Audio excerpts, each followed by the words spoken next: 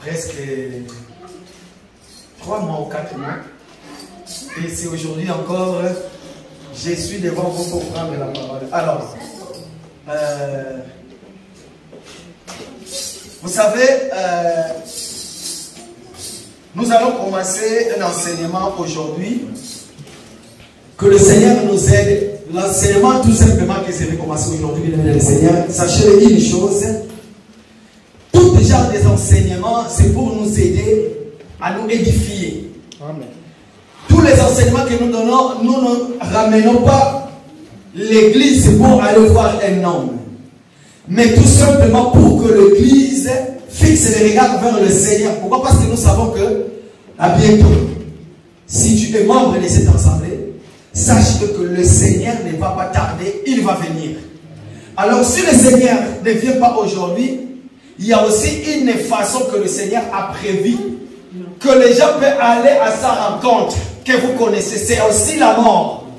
Et lorsque nous voyons la mort frapper la porte d'une maison de quelqu'un, à ce moment-là, nous sommes dans la tristesse. Pourquoi? Parce qu'il y a ce que nous appelons la séparation du corps physique. Mais il y a un verset dans l'Ésaïe qui dit que les justes sont enlevés et nul ne prend garde. Donc ça veut tout simplement dire que pour nous qui écoutons l'évangile, nous sommes dans la joie lorsque nous écoutons la parole, parce que nous disons que nous nous préparons chaque jour, chaque moment, chaque heure. Nous savons que le Seigneur peut venir. Qu'il plaise à Dieu en ce moment-là. Lorsque le Seigneur te regarde, il dit: mon fils, ma fille, le moment est venu et que tu vas venir vers moi. Sachez le bien aimé dans le Seigneur, si c'est dans cet corps physique et que l'on vient, on vous dit que préparez-vous, vous allez partir, cela peut vous faire mal. Écoutez, j'étais en train de suivre une vidéo. Peut-être que vous le connaissez. Il y a une dame qui était connue en Afrique. Pourquoi? Parce que son mari était un président de la République. À l'époque, c'était la République d'Isaïe. Et ce monsieur qui s'appelait Maréchal Mobutu, il était au Maroc avant de mourir. Sa femme a témoigné il y a de cela 5 jours. Sa femme a dit que le médecin sont venus voir son mari. Ils ont dit au Maréchal Mobutu: préparez-vous, dans 3 jours vous allez mourir, parce que nous ne pouvons plus rien faire. Et il n'a rien dit, il est resté calme. Les gens se disaient: mais il a compris le message ou pas? Il y a l'autre monsieur qui était là, il a lui dit: Maréchal, prépare-vous, le médecin, on dit que dans 3 jours vous allez mourir. Mais il n'a rien dit. Et le 3e jour, il n'est pas mort. Et il y avait sa femme qui passait pour aller dans le toilette. Le Maréchal Mobutu qui appelle sa femme: maman Bobby, viens. Il regarde sa femme, il dit à sa femme: pardon. Sa femme n'a pas compris pourquoi il a dit pardon. Du coup, pardon, sa femme qui lui dit: tous les Aïwa te pardonnent aussi. Amen. Comme tu l'as dit à moi, parce que moi aussi je suis Aïwa, je ne sais pas qu'est-ce qui monte dans ton cœur, mais à travers de moi les Aïwa aussi te pardonnent. Amen. Je lui dis, en ce moment-là, si tu n'as pas la parole, qu'est-ce que tu allais faire? Amen. Pourquoi? Parce que nous qui avons l'évangile, laissez-moi vous dire que en ce moment-là, ce que je vais faire, je vais tourner encore le regard vers Dieu. Amen. En disant: Seigneur, tu m'as dit que le moment est arrivé, je vais partir. Je vais faire encore ce qu'on appelle l'auto-examen. Je vais témoigner, je vais vous donner un petit témoignage qui me concerne. Je me souviens plus c'était quand. À l'époque déjà je suivais Docteur Roger.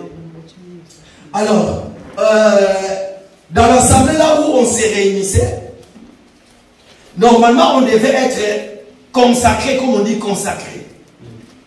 Du coup, il y a une de mes grandes sœurs qui est au pays, elle m'a appelé en me disant: Gauthier, prépare-toi, je ne sais pas qu'est-ce qui se passe, mais je fais un rêve dans 3 jours.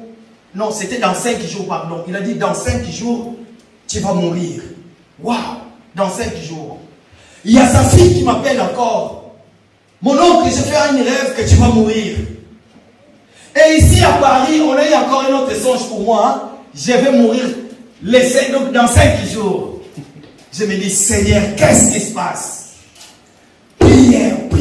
prière, prière. J'ai commencé à me préparer parce que je devais partir. J'ai commencé à me préparer, Seigneur, prière, prière. Je partais au travail. Je n'ai pas arrêté toutes mes activités. Je partais au travail, j'ai gêné, j'ai prié. Je me suis dit, Seigneur, si le moment est venu, je vais partir. Chose étonnante, il y avait une de mes grandes sœurs qui habitait à Torcy. Elle m'appelle encore, elle me dit, 3 jours avant, elle me dit, j'ai fait un rêve, tu vas mourir, mais qu'est-ce qui se passe? Et ça m'a révolté. J'ai dit, mais qu'est-ce qui se passe, Seigneur? Pourquoi ces peurs veulent envahir mon cœur? Vous savez qu'est-ce qui est arrivé? Les jours même, c'était les jours de Pentecôte. C'était quand les gens étaient en train de fêter les jours de Pentecôte. C'était les jours où on devait être reconnu comme des ministres. Dans cette assemblée là où on était. Et tellement j'avais refusé, j'étais dans la salle, assis, derrière. Pendant qu'il y avait plein de pasteurs, tout le monde, on faisait le service. Moi, j'étais assis dans la salle. Du coup, j'ai oublié d'éteindre mon téléphone. Je reçois un coup de fil. Il y a mon téléphone qui vibre, je sors mon téléphone. Il y a ma grande sœur qui m'appelle. Elle me dit, ma grande sœur qui m'a appelé, elle était aussi dans la salle. Elle me dit, je voulais m'assurer que tu n'es pas mort. Je lui ai regardé là où elle était assise, j'ai commencé à rigoler. 5 minutes après, on nous appelle quelqu'un qui est décédé. Je me suis dit, tiens, c'était lui qui était parti.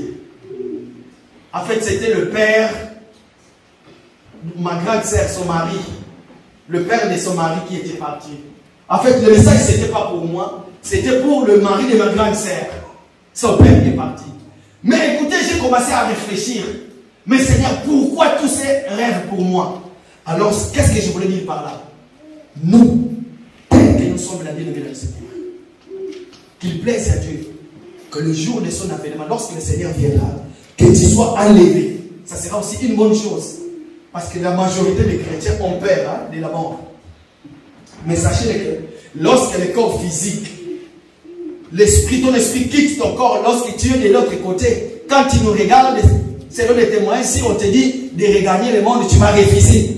Pourquoi? Quand tu verras ton corps que tu as porté sur le monde avec plein de défauts, comme la Bible nous dit dans le livre de 1 Corinthiens chapitre 15, le corps est sémé corruptible et il est ressuscité incorruptibilité. Donc sachez qu'en ce moment-là, tu es dans la joie. Mais nous qui sommes restés, c'est nous, la peur et la tristesse nous envahissent.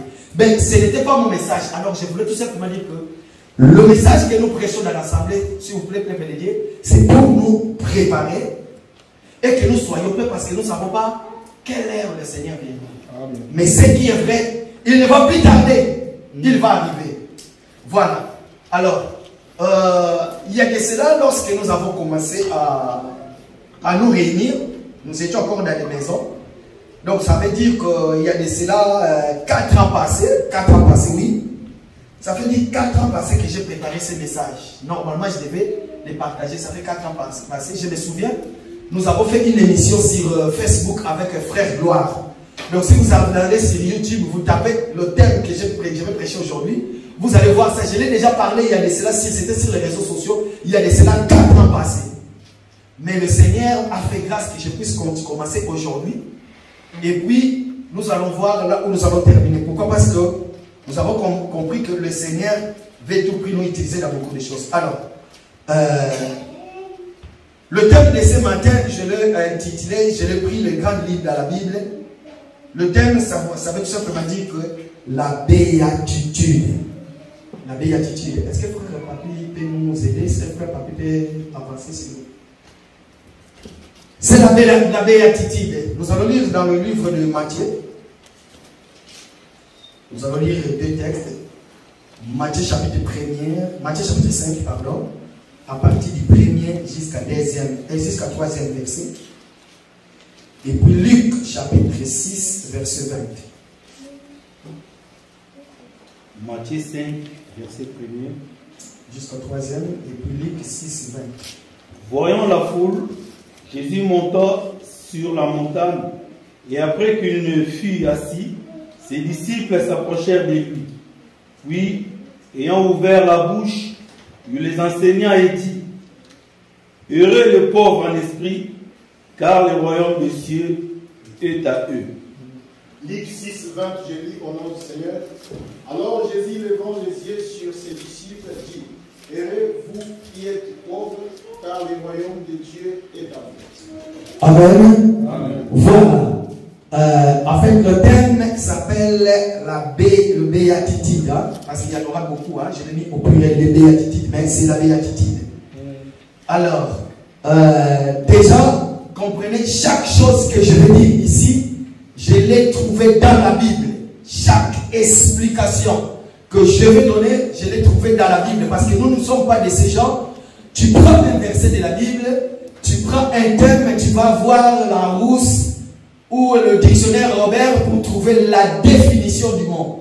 Donc, ça veut tout simplement dire que nous, chaque définition, nous le trouvons dans la Bible. Pourquoi? Parce que nous disons que chaque chose que le Seigneur a prévu, chaque chose que le Seigneur a dit, l'explication se trouve dans la Bible. Amen.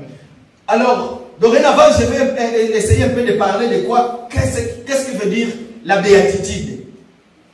En fait, la béatitude, ça veut tout simplement dire que la félicité dont les élus jouissent dans les cieux. Hein? La félicité dont les élus jouissent dans les cieux. Donc déjà, juste la signification du mot, ça veut tout simplement dire que le Seigneur n'était pas en train de parler des choses terrestres, mais il s'agissait des choses célestes. Pendant que je vais parler, je vais tout simplement dire à l'église, sachez-le que nous sommes en train de parler des choses célestes et non terrestres. Pourquoi? Parce que tout ce qui est terrestre, ce sont des choses partielles. Mais tout ce qui est des choses, ce qui est céleste, ce sont des choses qui durent longtemps, qui n'a pas de fin. N'est-ce pas? Donc, sachez-le qu'aujourd'hui, je suis venu parler des choses célestes. Alors, question. Je voulais poser une question. Avant de poser cette question,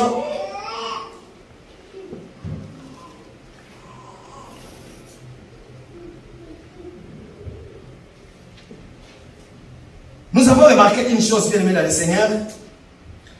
La Bible nous parle de ces versets de la Bible.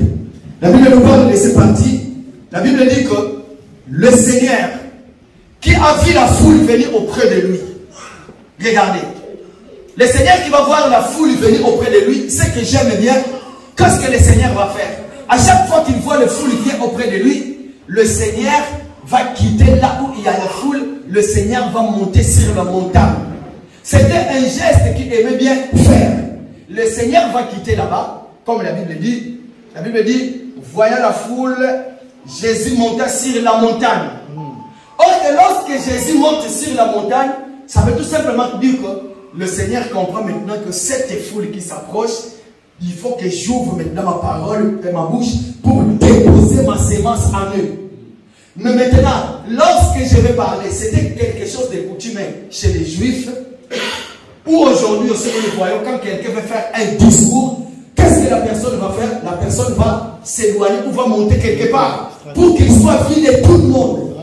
Alors c'était aussi une position. Vous savez, dans cet évangile, nous expliquons aussi les mouvements, ce que le Seigneur fait. Pourquoi? Parce que nous disons que chaque chose que le Seigneur fait dans la Bible a une signification. Il n'y a rien qui a été cité dans la Bible sans que cela puisse avoir une signification. Le Seigneur maintenant va monter sur la montagne. Vous savez, le Seigneur va faire cette position-là, va aller sur la montagne. Lorsqu'il va aller sur la montagne, la première des choses que nous pouvons comprendre par là, pour que le Seigneur puisse te parler, pour que tu puisses écouter la voix audible du Seigneur, en ce moment-là, il faut que toi, tu sois en dessous de lui et lui qu'il faut qu'il soit au-dessus pour qu'il te voie bien, pour qu'il t'explique très bien ce que le Seigneur veut tout simplement dire. Pourquoi? Parce que tellement que nous sommes ici, quand un serviteur de Dieu passe devant et qu'il prend la parole, il veut communiquer la pensée, c'est que nous faisons la première des choses, nous nous retirons, tu vas monter dans les montagnes auprès de Dieu pour recevoir le message, de peur que tu puisses nous transmettre ta pensée à toi, de peur que tu puisses nous dire ce qui te concerne toi. Alors, le Seigneur va nous montrer cette position. À chaque fois, nous allons comprendre, bien aimé, le Seigneur, pour prendre la parole, il il va se retirer, il va monter dans les hauteurs, il commence maintenant à parler à la foule. Alors le Seigneur va se retirer, il va monter. Écoutez ce qu'il va dire. Le Seigneur va dire, errez les pauvres en esprit, car le royaume des cieux est en eux. Je me suis posé la question en disant, qui est pauvre? Quel genre de signification dont le Seigneur va donner au mot pauvre? Aujourd'hui, nous le savons très bien. Quand quelqu'un manque une chose, quand votre vie n'est pas paisible, vous ne travaillez pas, vous vivrez dans la souffrance. Ça, c'est la pauvreté physique. Ça, c'est la pauvreté mondaine. Ça, c'est la pauvreté que tout le monde connaît. Mais écoutez, Jésus lui-même, n'ayant pas une maison à son nom, n'ayant ni âne, ni bête, ni quoi que ce soit pour monter. Pourquoi? Parce qu'à l'époque de la Bible, sachez bien qu'il y avait aussi des gens qui avaient des richesses, qui avaient des champs. Entre autres, les champs faisaient aussi partie des gens qui avaient la richesse. Il y avait aussi le blé, les ânes, beaucoup de choses. Lui-même, il n'en avait pas, mais regarde, le Seigneur va voir beaucoup de gens, la foule qui va venir après de lui. Il va prendre la parole, il va dire, errez les pauvres en esprit, car le royaume du ciel est en eux. Alors, juste la signification que la Bible donne du mot pauvre, ça veut tout simplement dire que quelqu'un qui est vide. Quelqu'un qui est vide. Parmi la foule qui suivait le Seigneur, vous allez comprendre, il va appeler beaucoup de gens.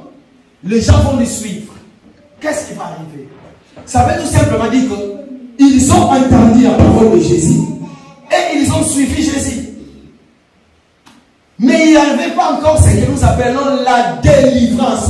Pourquoi? Parce que la délivrance vient lorsque quelqu'un est baptisé du Saint-Esprit. Donc tu peux écouter la parole, comme on dit, un corps qui est habité par les démons, écoute la parole, les démons sortent. Ces maisons-là maintenant est balayée et est vide. Et lorsque la maison est balayée et vide, ça veut tout simplement dire qu'il faut qu'il y ait un autre esprit qui remplace. Soit le même esprit qui revient, soit un autre esprit qui vient prendre possession. Amen. Et tous ces gens qui ont écouté la parole, tous ces gens qui ont suivi Jésus, lorsque le Seigneur va regarder cette foule-là, le Seigneur va tout simplement dire que errez les pauvres en esprit, car le royaume du ciel est en eux. Le Seigneur voyait aussi la vie des années. Malgré qu'il s'agissait, comme nous l'avons dit depuis le début, que nous les élus, nous jouissons la félicité, la félicité dont les élus jouissent dans les cieux. Le Seigneur va regarder, les gens vont venir, il va comprendre leurs pensées. Le Seigneur va dire, errez les pauvres en esprit, car le royaume des cieux est en eux. Et quand il va dire ça, la première des choses que le Seigneur va remarquer, tout ce monde qui vient vers moi, ils seront vides. Ils étaient vides. Pourquoi? Parce qu'il n'y avait pas encore la première des choses, la venue du Saint-Esprit. Ils n'étaient pas encore baptisés du Saint-Esprit. Pourquoi? Parce qu'ils étaient vides. Le Seigneur a vu le soif du Saint-Esprit, le soif de l'Esprit en eux, avant de vivre au ciel, mais ici sur terre. Le Seigneur va regarder, il va dire, ces peuples m'ont suivi, mais il n'y a encore rien à eux. Alors, pour les assurer, il faut ce qu'on appelle la félicité. Il faut ce qu'on appelle la béatitude. Je vais m'assurer de mon peuple que ces peuples marcheront selon ma parole. Alors, il va dire, errez les pauvres en esprit, car le royaume des cieux est à eux. Comme je venais de l'expliquer, la pauvreté, cette pauvreté n'était pas dit parce que ces gens-là manquaient, parce que nous avons vu parmi les gens qui étaient venus suivre Jésus, il y avait aussi, entre autres, Matthieu. On connaissait, il était le collecteur d'impôts. Il avait de l'argent, il avait des biens. Souvenez-vous, la Bible dit que Matthieu était dans son poste des impôts. Le Seigneur lui appelle, abandonne tout et suis-moi. Il abandonne et il suit Jésus. Et parmi ces gens qui suivaient Jésus, il y a d'autres disciples aussi qui avaient des biens. Je ne parle pas des apôtres parce qu'il y a des différences entre l'apôtre et un disciple. La foule qui suit Jésus, ce sont des disciples. Mais le vrai disciple, ça s'appelle les disciples accomplis. Et comme son maître. tout disciple accompli. Nous pouvons être beaucoup dans cette salle. Sachez qu'il y a les appelés et les élus. Donc, parmi les gens qui suivaient Jésus aussi, il y avait la grande foule, il y avait tous les disciples. Mais vous allez comprendre, parmi les disciples, c'est là où le Seigneur va appeler les 12.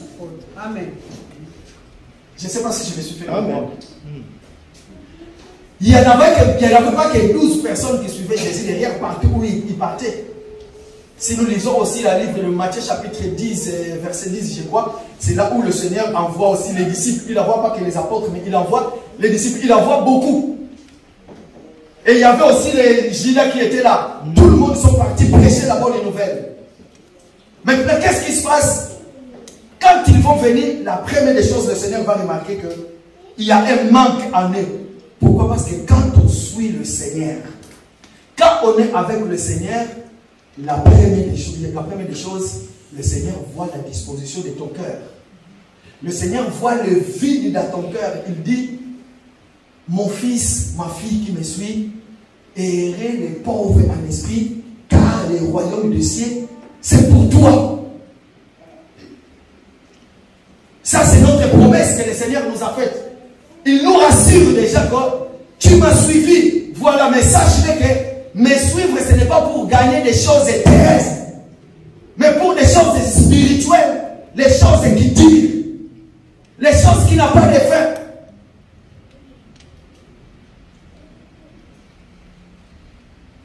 Mais par contre, il y a une chose. Je suis allé dans la Bible juste pour chercher le contraire des mots errer. Écoutez, comme nous le savons, nous avons tout genre de définitions que nous pouvons donner. Mais écoutez, frère Papi, Matthieu, s'il vous plaît. Écoutez les contraires du mot errer. Par contre, nous, dans le Seigneur, nous sommes errés. La Bible nous dit, errez les pauvres en esprit, car le royaume des cieux est à eux. Et maintenant, pour ceux qui ne sont pas à Christ. Allez-y, Matthieu chapitre 23, verset 13. Merci, mon bien-aimé, qui nous a pressé. Allez-y. Malheur à vous, scribes et pharisiens hypocrites, parce que vous fermez aux hommes le royaume des cieux, vous n'y entrez pas vous-même, et vous n'y laissez pas entrer ceux qui veulent entrer. Merci Seigneur. La Bible est en train de nous dire seulement, malheur à vous, scribes et pharisiens. À place des scribes et pharisiens et les sadducéens, nous allons repasser maintenant, malheur à vous le païen, car vous n'entrez pas au royaume des cieux. Tout simplement pourquoi? Parce que ces gens n'ont pas le Seigneur. Ces gens n'ont pas compris. Mais nous sommes dans le Seigneur. Le Seigneur nous dit que nous sommes errés en lui parce que la félicité c'est pour nous dans le ciel. Nous allons jouir avec lui. Mais malheur à vous, scribes et pharisiens, hypocrites, car vous fermez la porte pour les autres et vous-même, vous n'y entrez pas.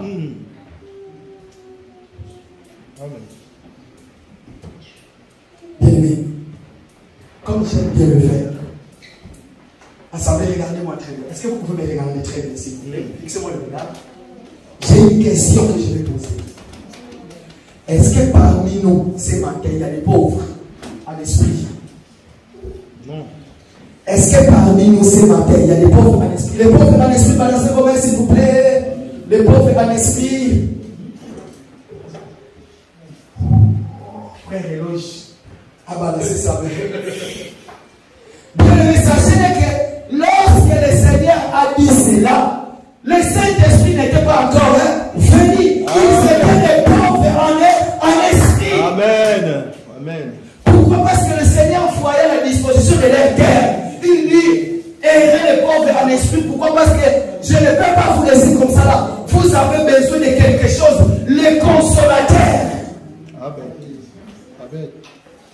Mais par contre, vous les scribes, malheur à vous, scribes et pharisiens, hypocrites. Parce que les choses célestes ne vous concernent pas.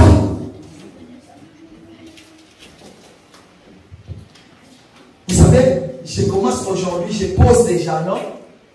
Nous allons comprendre quand nous allons descendre en bas. C'est à partir d'en bas, c'est là où nous allons comprendre en réalité que lorsque le Seigneur prend la parole, la première des choses qu'il disait, c'était le Saint-Esprit. Parce que nous allons comprendre, le Seigneur va parler. Il va dire, vous êtes la lumière du monde. Vous êtes le sel de la terre. Si le sel perd sa saveur, En fait, toutes ces choses, ce n'est que des compléments du Saint-Esprit. Voilà pourquoi, bien aimé dans le Seigneur, aujourd'hui, je suis venu dire à l'ensemble. Je place des bornes aujourd'hui. J'entre déjà dans mon message dans l'introduction en disant que l'Église ou une personne, vous ne pouvez pas faire partie de l'Église corps de Christ si vous n'avez pas le Saint-Esprit en vous. Pourquoi? Parce que beaucoup de choses que nous allons parler dans cet enseignement, que Dieu vous bénisse pour tous qui sont venus. Pourquoi? Parce que nous allons comprendre qui va être enlevé et qui bénéficie aussi de la grâce du Seigneur. Qui est héros dans le Seigneur? Parce que l'accomplissement de cette parole-là est venu les jours de Pentecôte, les jours où les disciples ont reçu les dons du Saint-Esprit. C'était ces jours-là, mes disciples avaient compris que aujourd'hui, tel que je suis ici, je ne suis plus pauvre. Alors que le yeux physique, peut tromper aussi, hein. Aujourd'hui, avoir le Saint-Esprit ne veut pas tout simplement dire que pourquoi? Parce que tu roules dans les grosses jeeps, dans les grosses cylindrées, tu as des maisons. Non. Non, bien aimé dans le Seigneur. Tu peux être malade. Tu peux avoir des problèmes. Nous allons apprendre, nous allons comprendre les jours à venir comment détecter si c'est vrai moi, je suis baptisé du Saint-Esprit. Pourquoi? Parce que nous pouvons voir aussi, il y a beaucoup de choses, comprenez-moi. Il y a beaucoup de choses qui se passent, soi-disant aux chrétiens, pendant l'heure de culte. Vous allez chez les païens aussi, vous allez voir les mêmes choses. Vous venez dans l'assemblée, vous priez, et poussé par la joie, tu tombes. Mais chose étonnante, un bon jour, j'étais en Angola, j'étais en train de regarder une vidéo, j'ai vu Michael Jackson était en Allemagne, un grand concert, mais les gens tombaient aussi. Hein? J'ai vu beaucoup de musiciens aussi, mondains, qui chantent, les gens s'évanouissent, les gens tombent. Mais si c'était dans la même place, même lieu, même personne, et qu'on change seulement la chanson en disant Jésus est présent ici, Jésus est présent ici. Les mêmes personnes tombent, nous allons dire que c'est la manifestation du Saint-Esprit. N'est-ce pas? Mais ok, ce n'est pas là. Amen. Bien le Seigneur, toi qui viens à l'ensemble, toi qui as sillonné les assemblées, sachez une chose. Dorénavant, je vais dire ceci. Notre héritage terrestre ici dans notre terre, c'est le Saint-Esprit, c'est le don du Saint-Esprit que le Seigneur nous a donné. Il nous a fait beaucoup de promesses. Écoutez, nous allons lire parmi les promesses que le Seigneur nous a fait. J'ai mentionné quelques promesses. Pourquoi? Parce que le Seigneur voit la tristesse de son peuple. Le Seigneur qui regarde ce peuple qui s'approche de lui, il dit que ce peuple ne peut pas me prier parce qu'ils n'ont pas le don du Saint-Esprit. Il dit que ce peuple ne peut pas s'approcher de moi parce qu'il ne me connaît pas. Aujourd'hui, s'ils sont là, parce que moi aussi je suis avec eux. Lisons frère papier, s'il vous plaît, Actes des Apôtres, chapitre 1er, verset 4. Luc, chapitre 11, verset 13, nous pouvons noter. Luc, chapitre 24, verset 49. C'est là où le Seigneur nous a dit juste Actes des Apôtres, chapitre 4. Actes des Apôtres, chapitre 1er, verset 4. Et puis pour ceux qui, il y en a plein de versets là où le Seigneur nous promet le Saint-Esprit. Hein? Donc j'ai noté quelques versets. Actes chapitre 1er, verset 4. Luc, chapitre 11 ou 13. Luc 24, verset 49. Comme il s'est trouvé avec eux, il leur recommanda de ne pas s'éloigner de Jérusalem, mais d'attendre ce que je vous ai annoncé, leur dit-il. Luc 11 ou 13, j'ai dit au nom du Seigneur. Amen. Si donc méchants comme vous l'êtes, vous savez donner de bonnes choses à vos enfants, à combien plus forte raison le Père Céleste donnait l'esprit à ses demande. Voilà. Tout simplement parce que le Seigneur a vu la souffrance de ce peuple, a vu le besoin, et que le Seigneur va prononcer ses paroles. Il va promettre le Saint-Esprit aux gens qu'il voyait qui étaient des pauvres. Maintenant, bien aimé, vous savez, la Bible que nous lisons, écoutez-nous bien, maintenant nous allons essayer de... Comprenez-moi l'autoroute que je prends. Hein? Nous allons maintenant lire pour connaître qui est vraiment pauvre. Hein? Nous allons lire Lazare, s'il vous plaît. Nous allons lire Lazare, mais regardez une chose. Lorsque le Seigneur va parler de ces choses, pourquoi? Parce qu'il le sait très bien que mon peuple en aura besoin du Saint-Esprit. Voilà pourquoi je vais leur promettre le Saint-Esprit. Le Saint-Esprit viendra si vous serez mes témoins. Le Saint-Esprit, ainsi de suite. Mais il y a une chose.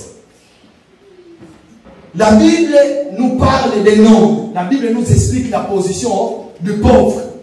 Or que nous allons comprendre qui est vraiment pauvre. S'il vous plaît, on va faire parmi. Luc 16. Luc chapitre 16, Luc 16. Il y avait un homme riche qui était vêtu de pourpre et de fin lin, et qui chaque jour menait joyeuse et brillante vie. Un pauvre nommé Lazare était couché à sa porte, couvert d'ulcères, et désirait de se rassasier des miettes qui tombent de la table du riche. Et même les chiens venaient encore lécher ses ulcères. Le pauvre mourut, et il fut porté par les anges dans les seins d'Abraham. Les riches mourut aussi, et il fut enseveli. Dans le séjour des morts, il leva les yeux, et tandis qu'ils étaient en proie au tourment, il vit de loin Abraham et Lazare à son sein. Il s'écria: Père Abraham, aie pitié de moi, et envoie Lazare pour qu'il trempe le bout et me rafraîchisse des langues, car je souffre cruel dans cette flamme. Car je souffre cruellement dans cette flamme. Abraham répondit: Mon enfant, souviens-toi que tu as reçu tes biens pendant ta vie, et que Lazare a eu le mot pendant la sienne. Maintenant, il est ici consolé, et toi, tu souffres. 26. D'ailleurs, il y a entre nous et vous grand abîme, afin que ceux qui voudraient passer d'ici vers vous, ou de là vers nous, ne puissent le faire. Le riche dit: Je t'ai pris donc, Père Abraham, d'envoyer Lazare dans la maison de mon père, car j'ai 5 frères. C'est pour qu'il leur atteste ces choses, afin qu'ils ne viennent pas aussi dans ce lieu de tourment. 29. Abraham répondit: Ils ont Moïse et les prophètes qui les écoutent. Et il dit: Non, Père Abraham, mais si quelqu'un des morts va vers eux, ils se repentiront. Amen. Est-ce que nous avons compris? La Bible nous parle de 2 personnes. Un était pauvre et l'autre riche. Écoute, la Bible appelle de Lazare de pauvre. Et l'autre, on dit bien que Lazare était pauvre. Pourquoi? Parce que tout simplement Lazare, Lazare lorsqu'il était encore sur terre, Lazare s'intéressait de l'esprit. Lazare aimait bien écouter Dieu. Lazare était celui qui avait, et celui qui marchait selon le Saint-Esprit. En fait, c'est un adage, hein? C'est comme on dit chez nous, c'est l'ICC. Hein? Le Seigneur est en train d'expliquer cet adage-là. Mais dans cet adage-là, le Seigneur dit que il est en train d'expliquer, il y avait un homme qu'on appelait Lazare, et l'autre était riche. Mais écoutez, comment se fait-il que le Seigneur va citer le nom de pauvre qui s'appelle Lazare, et les riches, on ne va pas citer son nom. Ça va tout simplement dire que le Seigneur ne le connaît pas. Tous les riches physiques, hein, tous les riches physiques qui ont le bien matériel, sachez que le Seigneur ne vous connaît pas. Tout celui, en fait, le riche, ça veut tout simplement dire que c'est lui qui a déjà un enseignement erroné. Donc, si tu as un enseignement erroné, qui n'est pas un enseignement christocentrique, qui n'est pas un enseignement qui peut faire de sorte que ton cœur change, tu es simplement riche de ce que tu jouis. Amen.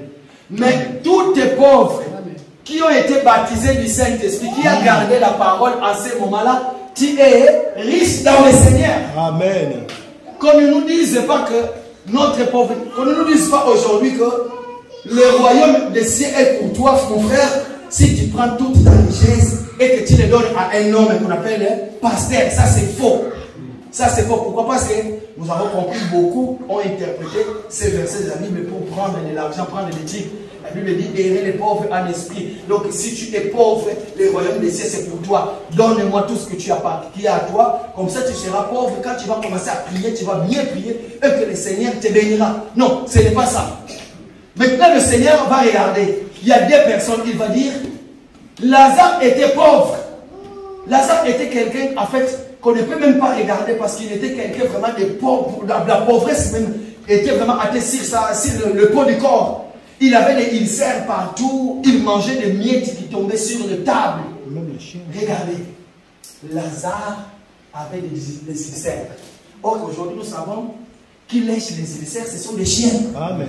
Lazare mangeait des miettes qui tombent sur la table. Or, que les miettes qui tombent sur la table a une grande signification pour nous. Parce que nous disons dans le Seigneur, hein, nous sommes des chiens qui mangent des miettes qui tombent de la table du roi. Amen. Souvenez-vous, il y a un homme dans la Bible. Dieu va lui dire, prends le peuple d'Israël, ramène-les dans l'eau. Lorsque vous allez arriver dans l'eau, ils vont boire de l'eau parce qu'ils ont soif. Mais quand ils vont commencer à boire de l'eau, c'est lui qui va commencer à laver, mets-les de l'autre côté à gauche, et c'est lui qui va boire de l'eau avec le main, mets-les à droite, et c'est lui qui va prendre de l'eau avec la main, mets-les à gauche. Et tous les gens qui étaient là, tous ceux qui vivaient de l'eau comme des chiens, tous ceux qui lavaient, ce sont eux que le Seigneur avait sélectionnés. Amen. Voilà pourquoi vous allez comprendre une chose, la Bible va dire. Les salis qui n'étaient pas pour nous autrefois, parce que nous étions des étrangers, nous étions des chiens, nous étions des animaux, nous étions tout ce que le monde peut dire pour nous, mais aujourd'hui l'évangile nous appartient. Les salis, c'est pour nous. Amen. Mais dans la vie physique, lorsque le Seigneur parle de cet adage, nous allons comprendre que Lazare était vraiment dans la souffrance. Et cette souffrance-là était comme ça dans les gens pouvaient voir par rapport à l'histoire. Mais il y a une chose, le Seigneur, lorsque Lazare va quitter, va aller de l'autre côté, et lorsque l'homme est riche aussi, va aller de l'autre côté, c'est par là que nous allons comprendre l'homme est riche, hein, jouissait de tout ce qui était sur la table. Or que ce qui était sur la table aujourd'hui, ça veut tout simplement dire que c'est quelque chose qui peut nous amener loin du Seigneur.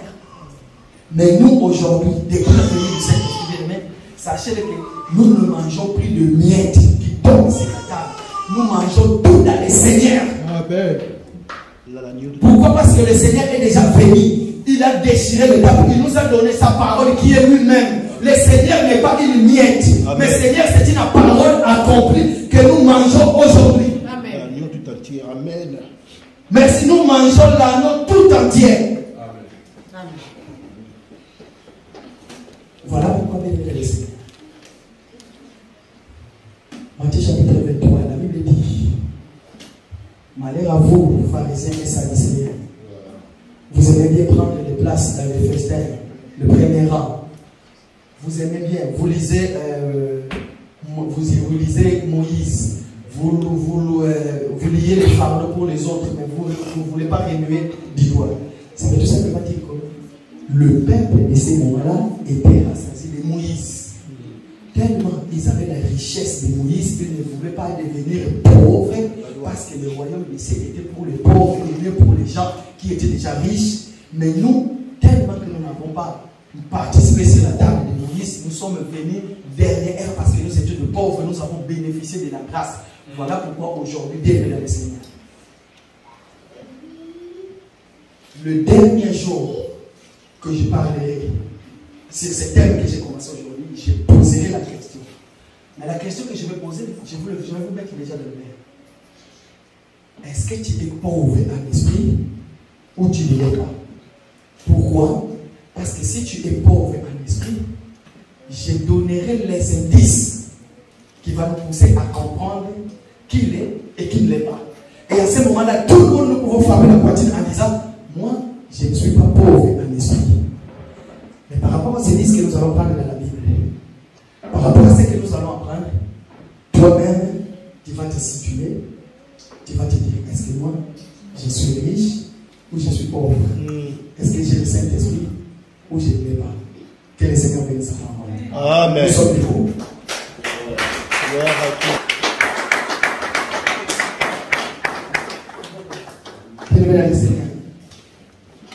La Bible nous dit que heureux le pauvre et mal esprit. Laisse-moi te dire que toi tu n'es pas pauvre. Toi, tu as la richesse du Seigneur. La Bible dit que heureux le pauvre et mal esprit. Commence à réfléchir maintenant.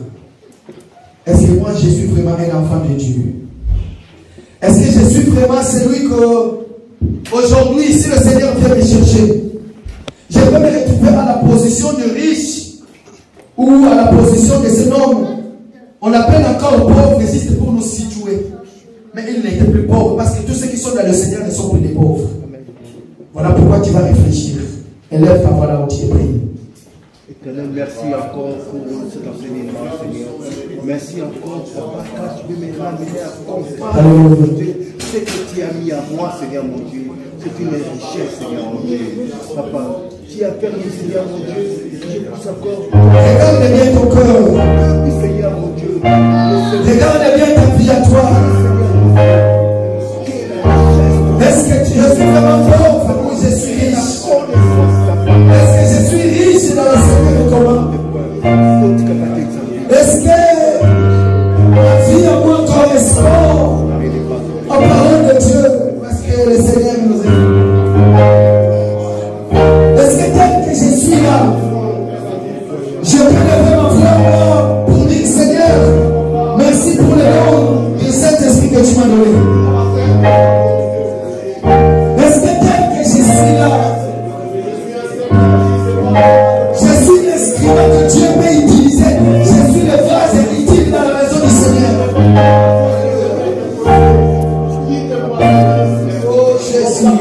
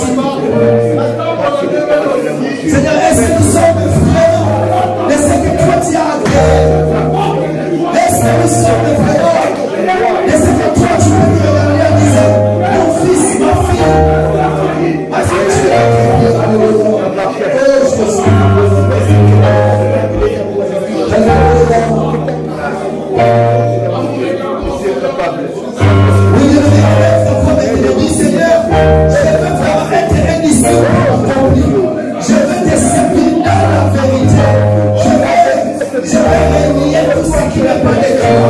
toutes les interdits de ma vie soient mis les interdits de la Dieu. Seigneur, je lève ma foi. Oh notre Dieu, je vais te connaître. Celui que toi-même que tu as fait. Je vais vraiment marcher dans la volonté de Dieu. Je vais vraiment accomplir ce que toi tu veux. Je vais pas marcher selon moi-même. Je vais pas poser les actes qui ne sont pas dignes devant ta face. Parce que tu es notre Dieu. Il y a que Seigneur et toi. Toi qui nous connais mieux que nous-mêmes, Jésus. Il n'y a que toi qui nous dirige. Il n'y a que toi qui nous conduit. Parce que tu es notre espoir, notre sauveur. Seigneur, merci pour ton amour. Seigneur, merci pour ta grâce. Parce que tu es notre Dieu.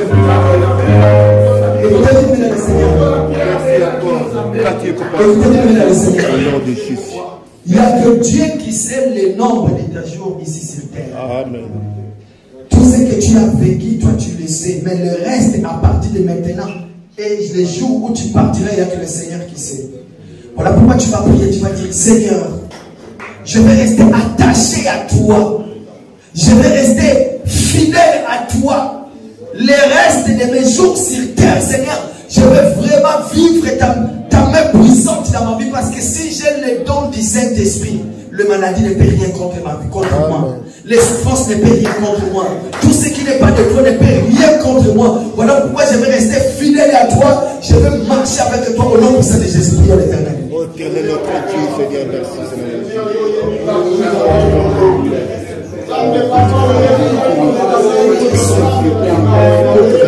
Oh Jésus, Seigneur, le reste de nos vies, mon Dieu, Seigneur, tout ce que nous avons vu, mon Dieu, Seigneur, conduis-moi. Seigneur, conduis ton assemblée. Papa, guide-nous chaque jour de notre vie. Seigneur, fais de sorte que tout ce que nous avons besoin, que nous puissions nous savoir à toi parce que tu es notre Dieu. Merci pour ton nom, Jésus. Merci pour la grâce, merci pour la paix. Dans le nom puissant de notre Seigneur Jésus-Christ. Alléluia. Jésus.